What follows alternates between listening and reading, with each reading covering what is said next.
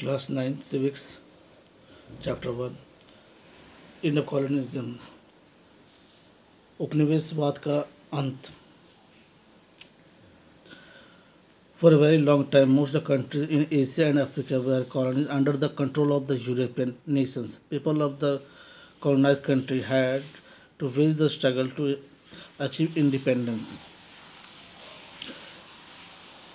इसमें हम ये उपनिवेशवाद का अंत इसके बारे में पढ़ने वाले हैं। हम इसमें देखा गया कि एशिया और अफ्रीका के ज़्यादातर देश जो थे वो यूरोपीय देशों के गुलाम थे। उनका राज चलता था इन देशों के लोग को आज़ादी पाने के काफ़ी बहुत संघर्ष करना पड़ा। यह लड़ाई अपने आप में शासकों से आज़ादी की ही नहीं बल्कि अपना नेता खुद चुनने की इच्छा भी शामिल थी। हमारा देश भी थोड़े से प्रथम देशों में से एक था जहाँ के लोगों ने औपनिवेशिक शासन की मुक्ति के लिए संघर्ष किया। इनमें से अनेक देशों ने दूसरे विश्व के तत्काल बाद लोकतांत्रिक शासन व्यवस्था अपना ली। भारत ने 1947 में आज़ादी हासिल की और एक गुलाम देश से लोकतांत्रिक देश बनने की राह पर चल पड़ा। आज एक लोकतंत्र देश है और यह अच्छी तरह से फल फूल रहा है। पश्चिमी अफ्रीका के देश घाना का उदाहरण अगर देखा जाए तो यहाँ देश के समान अनुभव को बहुत अच्छी तरह से दर्शाता है। यह 1957 में आज़ाद हुआ अफ्रीका का सबसे पहले आज़ादी पाने वाले देशों में एक था।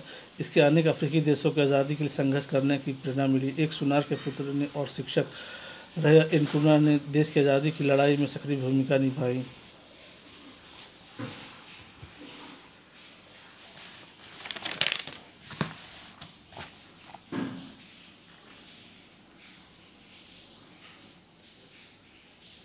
इसके साथ साथ आज़ादी में एक इनकुना ने घाना के पहले प्रधानमंत्री और फिर राष्ट्रपति बने। वे जवाहरलाल नेहरू के मित्र और अफ्रीका में लोकतंत्रियों के लिए एक प्रेरणा पुरुष थे, लेकिन वे नेहरू के नक्शे कदम पर नहीं चल पाए। उन्होंने अपने आप को जीवन राष्ट्रपति के रूप में चुनवा लिया, लेकिन थोड़े समय बाद ही 1966 में सेना ने उनका तख्ता पलट कर दिया। घाना की तरह अधिकांश अफ्रीकी देशों का रिकॉर्ड इसी तरह का रहा है।